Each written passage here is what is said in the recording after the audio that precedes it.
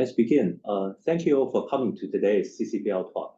My name is Sida Liu. I'm the director of the Center for Comparative and Public Law here at the University of Hong Kong. And today is my great pleasure to welcome Dr. Ravin Lilapatana from the Chulalongkorn University in Thailand to give a talk today. So Dr. Lilapatana is a constitutional law scholar based in Thailand, and he received his law degree, doctorate degree from the University of Bristol in the UK. And since he returned to Thailand, he has been teaching at Chulalongkorn University. And he has published several works on the development of the rule of law and constitutionalism in Thailand and Indonesia.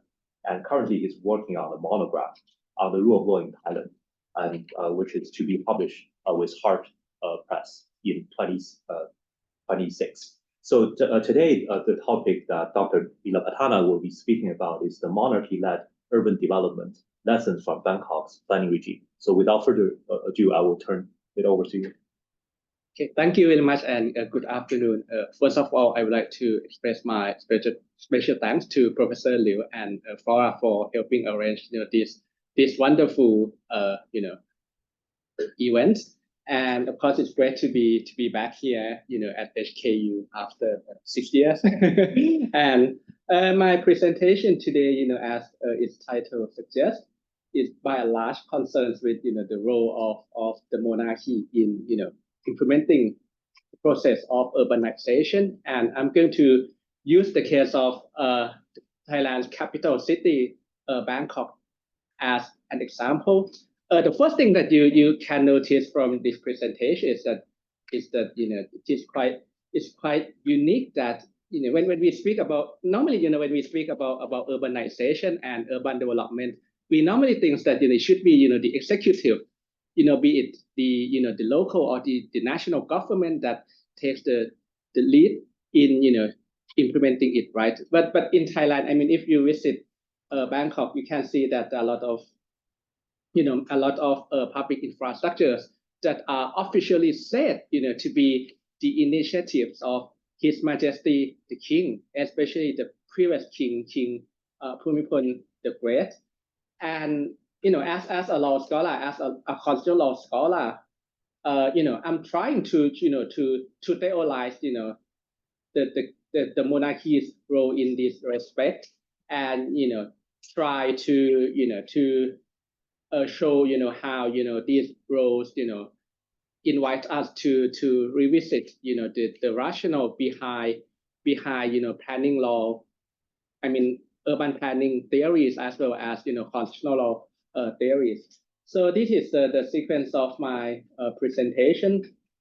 First, I'm going to provide some brief details of the monarchy-led urban development projects, or the MUD, in Bangkok. There are some remarks that I wish to make here. It is first of all, some people might think that I mean, if for the king to be influential or active in this process, the king himself needs to be kind of an absolute monarch. But this is not the case of Thailand, because the Thai king, he is officially a constitutional monarch. So this means that his power is officially limited by the constitution. In other words, the king's power and prerogative, are not just legally limited, but he cannot and he doesn't possess direct legislative power. The king cannot enact law to effectuate urban development directly. So instead, in this paper, I asked, how and to what extent, legal instruments themselves, facilitate, the monarchy, to be active and influential in, driving force the process of urban development. And in the second part of this presentation, I'm going to draw some theoretical legal lessons from the first part. So now let's begin with the first part. Here you can see the three pictures of the MUD projects in Bangkok. The first one on the top left this one is called the Silver Jubilee Road, or in Thai it's called Rachada Pisek Road. It was built in 1971, and the second one on the top right, this one is a public park which is located in the east side of Bangkok. This is called the Rama Denai Park, and the last one at the bottom, this one is still under construction. It is called King Bhumibol Memorial Park. So now what I'm going to do is that I'm going to provide some details of these projects, and then show the legal basis of their construction. So let's start with the first one, the Silver Jubilee Road. As I just said, this road was built in 1971, which was the year that marked the 25th anniversary of King Bhumibol reign. And at the time, the then government, the government itself, want to build something for the king. At first, the government wanted to build, a monument for the king, but the king rejected that choice, and instead he proposed that a ring road that connect East and West Bangkok be built in order to attenuate Bangkok's acute traffic congestion. But unfortunately, by the end of that year, there was a military coup, and after that, the then junta government, the military government, decided to enact a series of coup decrees. This is interesting because this infrastructure, its construction was sanctioned by coup decrees, not by planning legislation. And a series of coup decrees were enacted. The first one is called the Revolutionary Council Declaration number 23, and the second one is called the Revolutionary Council Declaration number 295. And as you can expect, these coup decrees are short, and they are by and large concerned with land expropriation. And of course, because they were enacted by the junta government, by the military junta, so these decrees say nothing about the right of the people to be consulted, or it concerns with kind of public participation in the development scheme, and also the then interim constitution promulgated by the junta government also said that coup decrees were legal. So this means that these decrees were not subject to any legal checks. So this is the first project. Now let's turn to the second project, King Rama Denai Park. This one, as I just said, is located in the western side of Bangkok, and according to an official report, it was built in order to fulfill the King Bhumibhol's intention to increase green urban space in Bangkok. And the park was built in late 1980s just to celebrate the king's 60th birthday. And again, at first, the government want to build a monument for the king again, but according to an official report, the king instead request that a big public park be built in order to increase green urban space. But the thing is that like the case of the Silver Jubilee Road, its construction was not effectuated by virtue of urban planning legislation. Instead, this one its construction was done on the basis of the civil and commercial code. Well, normally, when you think about urban development, you normally think that this is a public law issue, right? But this one, this infrastructure, its construction was done on the basis of a private law, and a foundation which is called Solong Rama Nai Foundation was registered as a juristic person under the Civil and Commercial Code in 1987, and this foundation until now is responsible for organizing and arranging the park.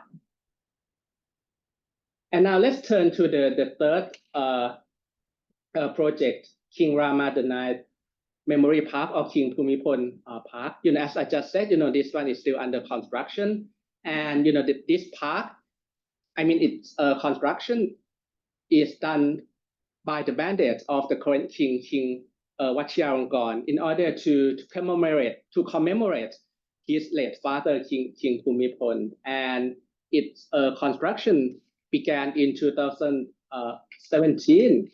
But the thing is that the organ that is responsible for its construction is called the Crown Property Bureau. So this is the point because the law that sanctions its construction is the law on royal property. Again, not urban development or the urban planning legislation directly. It is the royal property law, and this law these laws create the CPB or the Crown Property Bureau, and this organization is responsible for managing all the properties processed by the king. So this means that the king used his powers and prerogatives over royal property to spearhead the process of urban development.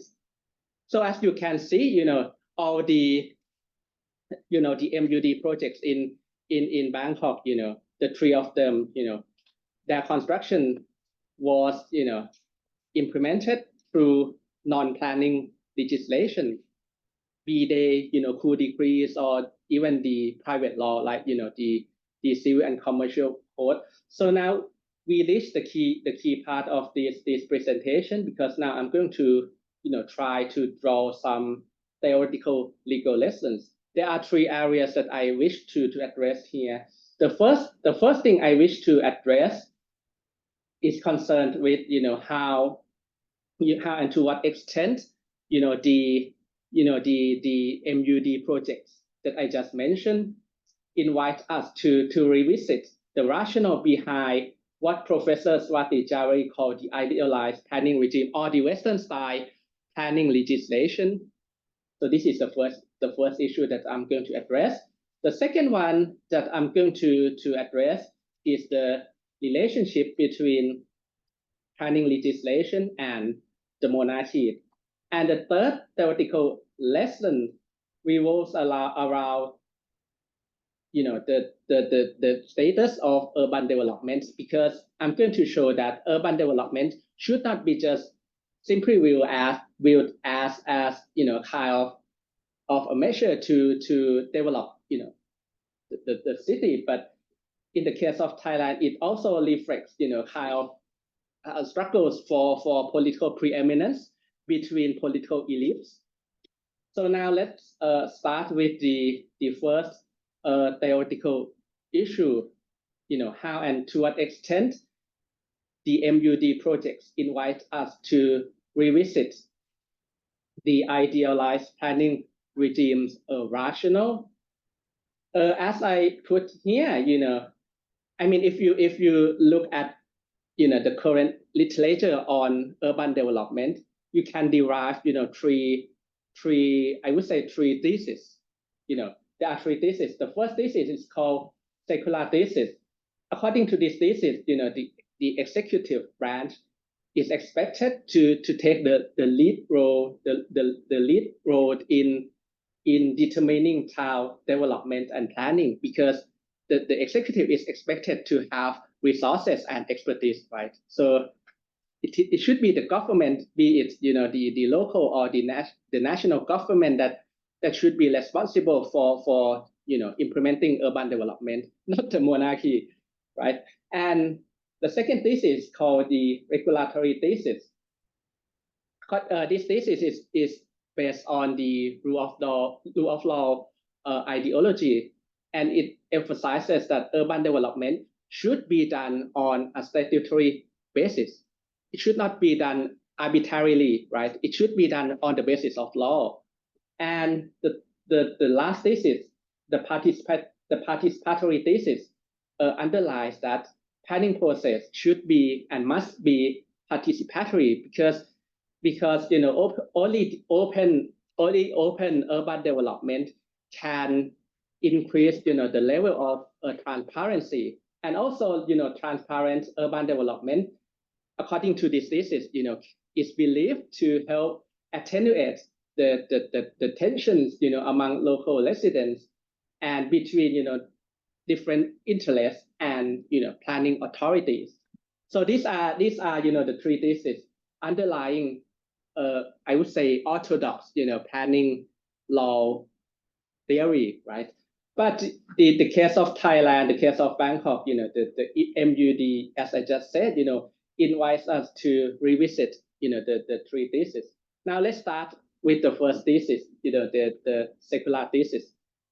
Well, as I just point out, the secular thesis assumes modernizations and the move towards legal rational legitimacy. So this means that normally when we think about urban development, we normally think about the role of the executive, right? And normally we normally think that that modernization should result in the replacement of the traditional authority. But this is not the case of Bangkok, because Bangkok, as I put here, epitomizes the case in which modernization doesn't entirely replace the traditional mode of authority, because the king and his networks, in Thailand there is a word called the networks monarchy, the networks of royalists and other royal organs,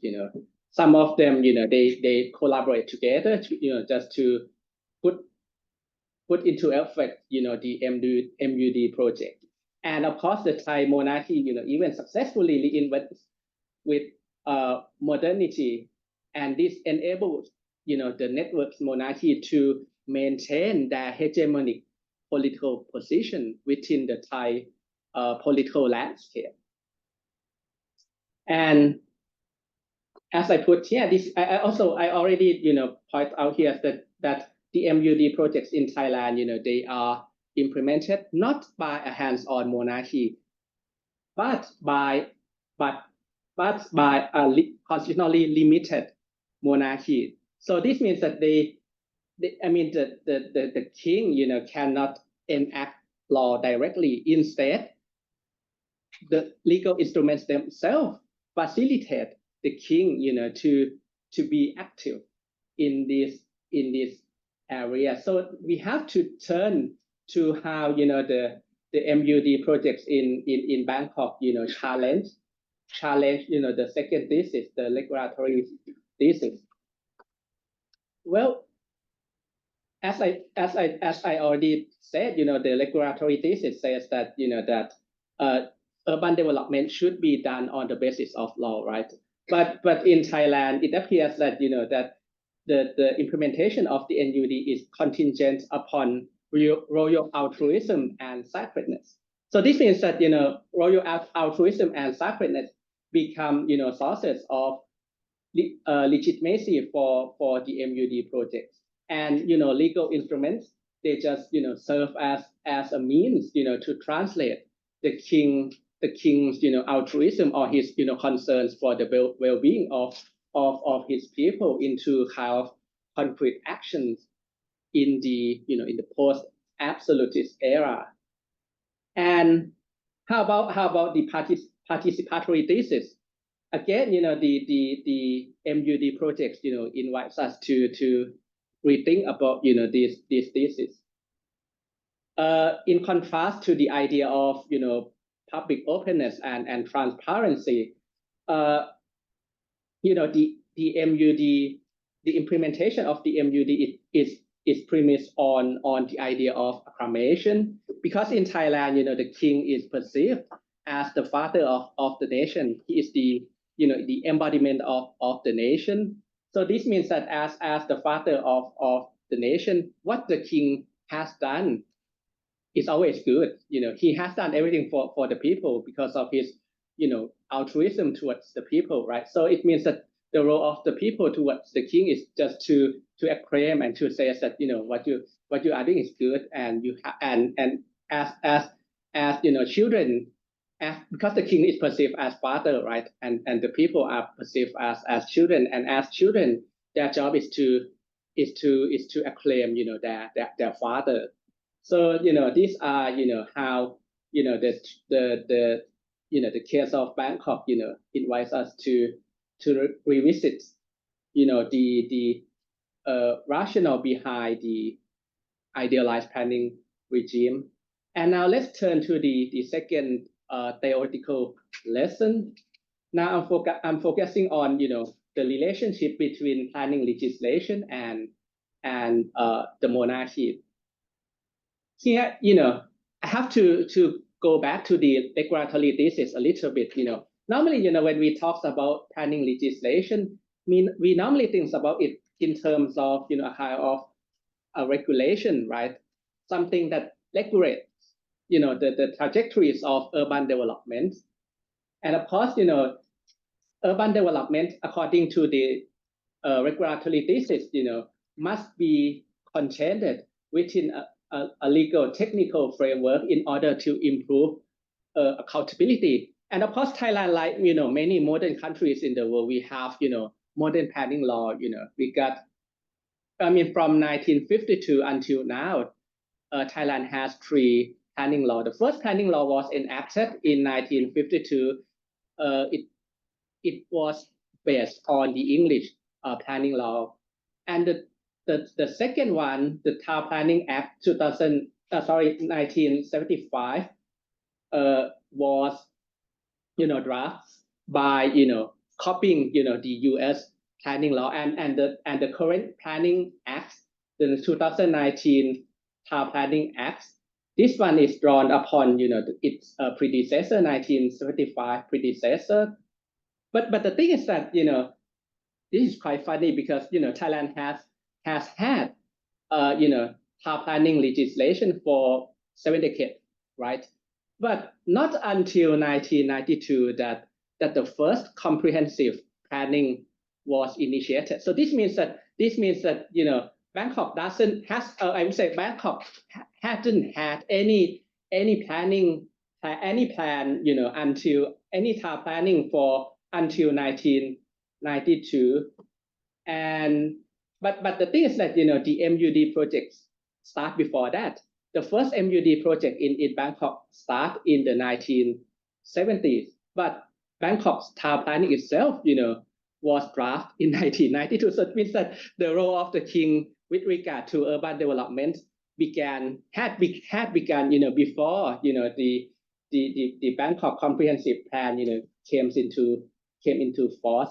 And what is more interesting is that since 2006 there are several regulations that were issued under the town planning legislation, both the 1975 and 2019 acts, and the thing is that these regulations exempted the MUD implemented within the royal precinct from the IPR, the idealized planning regime. So this means that is that the town planning legislation doesn't apply to the MUD projects implemented within the royal precinct.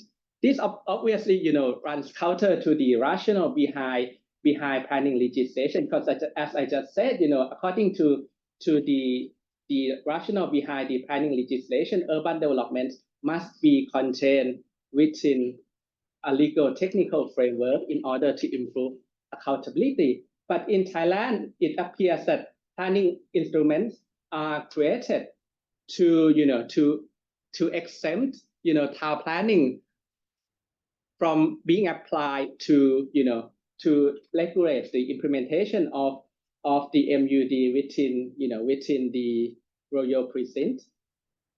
And now we reach the final point of this presentation, because now I want everyone to reconsider the status of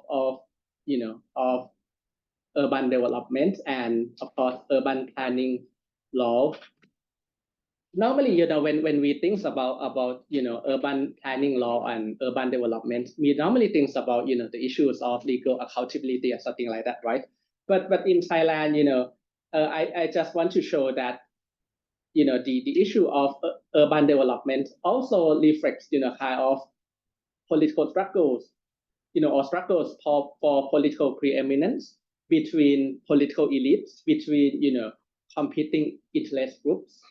I mean, if we look at Thailand's constitutional law history, we can see a long history of struggle for political dominance between the royalist conservative faction and their pro-democracy counterpart.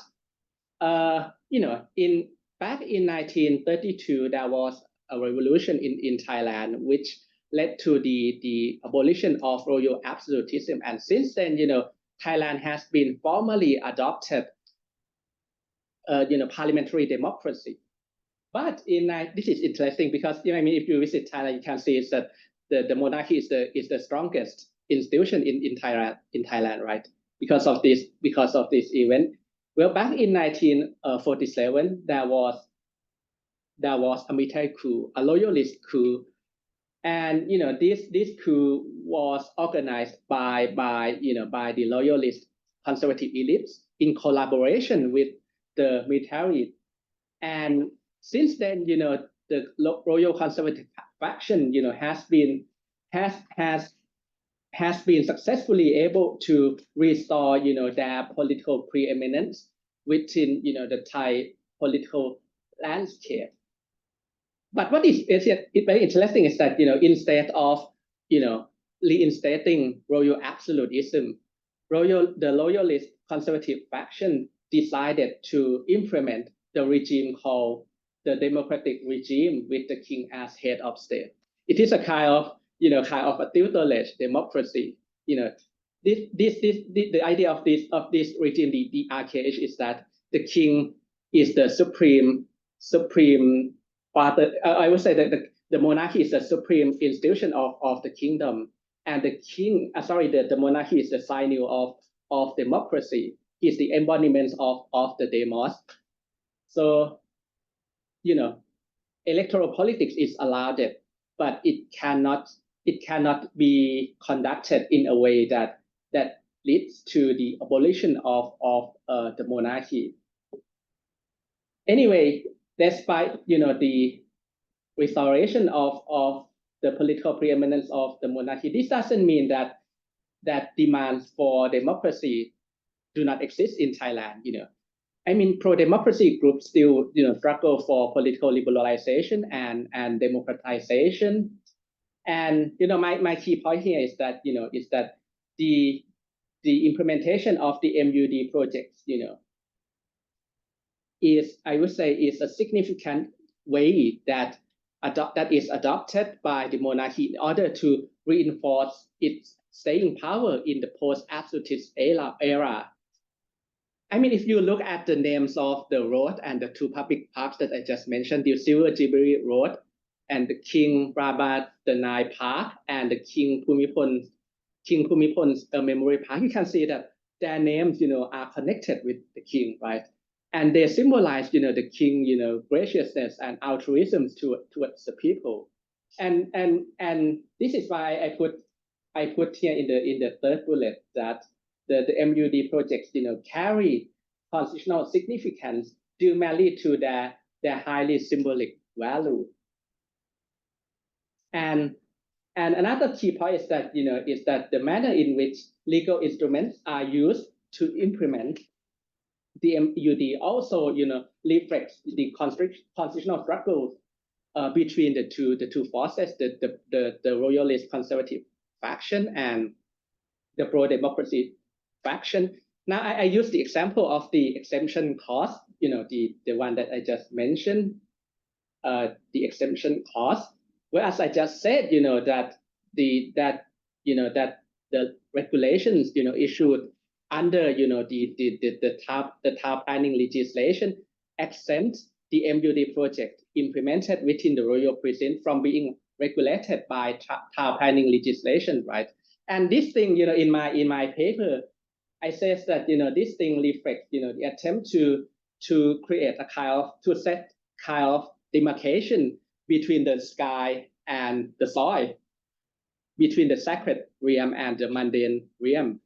The town planning the normal town planning is the normal town planning exists within the realms of the normal realms, while the MUD implemented within the royal precinct exists within the sacred realms. And the thing is that the rationale is that the earthly planning regime's encroachment on royal power over property ownership is perceived to be a kind of symbolic challenge to the political dominance of the monarchy. So this thing must be drafted in advance. So this is why that is why the town planning legislation creates kind of an exception that this allows any regulation of the MUD implemented within the royal precinct, because this thing is perceived to be sacred, right? And I mean, normal planning law is just seen as a kind of a mundane power, which is it's just for the earthly thing, not for the sacred thing.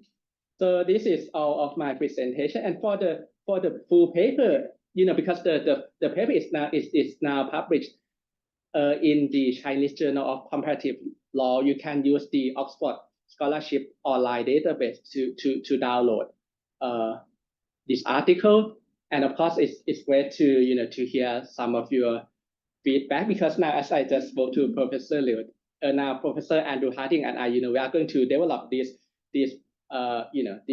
paper into another paper, because my next paper, we will try to compare, the Thai case with the Malaysian case, because in Malaysia, the Malaysian Johor Sultan also plays, quite an active role in urban development as well. So the next paper, will focus on how on the relationship between modernity, law, and the monarchy. So it's great if you can give me some feedbacks, and then I can use them to include them in my next paper with Professor Harding. So thank you very much.